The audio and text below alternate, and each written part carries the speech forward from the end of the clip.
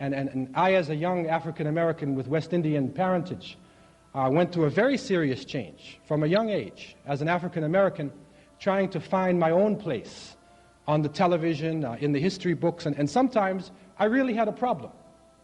Because the only characters that I was finding on the television, in the movies, and this lasts up until today to a certain extent, were usually people who were either comedians or athletes or the villain. This is what African people usually play. And I challenge at the outset anybody, go through the television programs today and think about how many African people are actually heroes in the program. Not the comedian, not a joker, not an athlete, not a villain. There's a few programs now, but it's not many. And when you think of people of Chinese descent, how many Chinese heroes do you know?